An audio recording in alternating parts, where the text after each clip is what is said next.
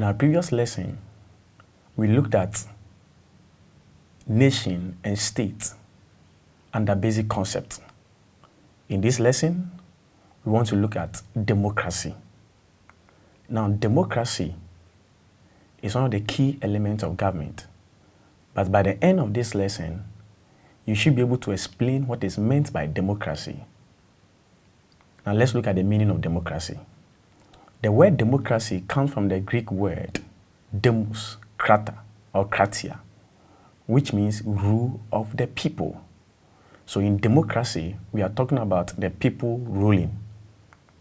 Now, the most popular explanation is the one by Abraham Lincoln, which says democracy is the government of the people, by the people, and for the people. Government of the people, by the people, and for the people, by Abraham Lincoln. Now, when we say government by the people, we are talking about a situation whereby the leader is chosen by the people.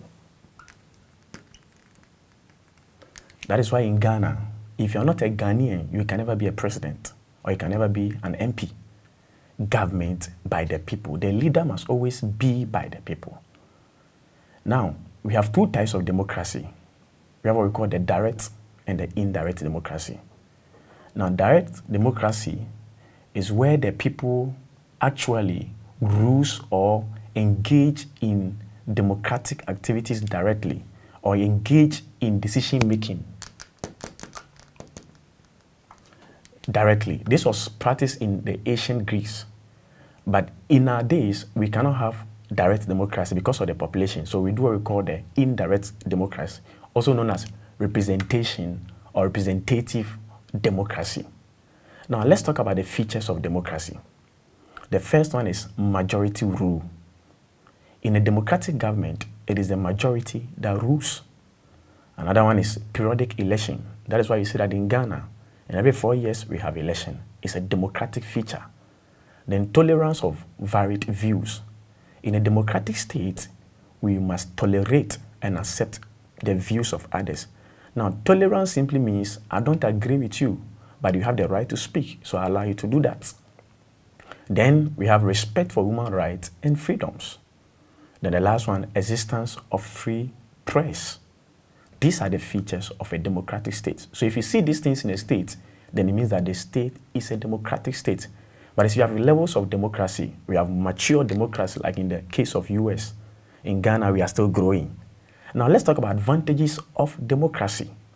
The first one is that democracy helps in the protection of fundamental rights. The next one, it promotes popular participation in government. In democracy, the people are allowed to participate in the governance process. The next one is that it ensures peaceful and orderly transition of power. Now, how do we change power in this country? Through election. That is democratic. So there is no war, there is no fight. We just go, vote, and the winner emerge as the next president. These are all advantages of democracy. Another one is that it prevents dictatorship.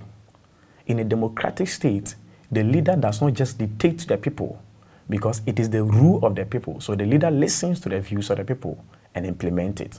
Then democracy promotes accountability by virtue of the election. There's always accountability.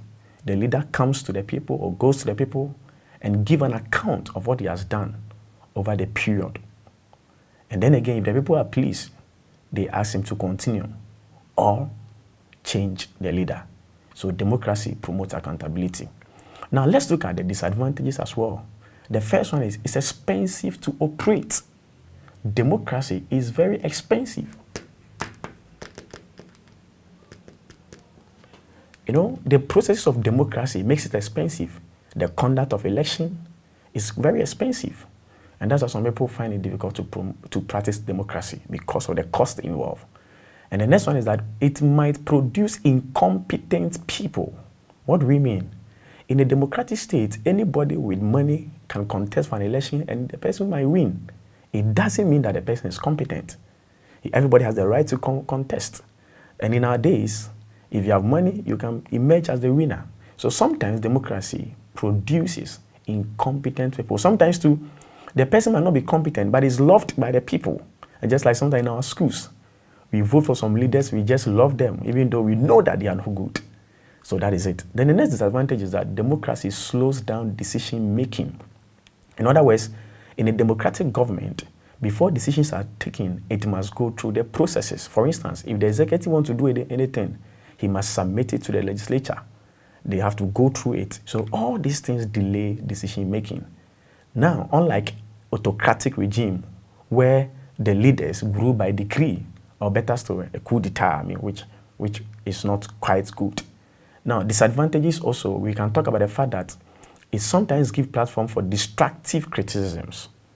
Now, in democracy, you know that these days people call on the radio waves and they give destructive criticisms, not constructive. They just even insult the leaders, they say anything that might not be the case. So these are all disadvantages of democracy. But because it's their right, you allow them to speak. And the last one is short-term focuses. Now, sometimes in a democratic state, people think that they have just by the short time and they might not be re-elected. So they don't plan ahead. They are not interested in long-term decisions that will benefit the state. So in this lesson, we've looked at democracy, the features of democracy, the disadvantages and advantages. In our next lesson, we'll be looking at basic principles of government.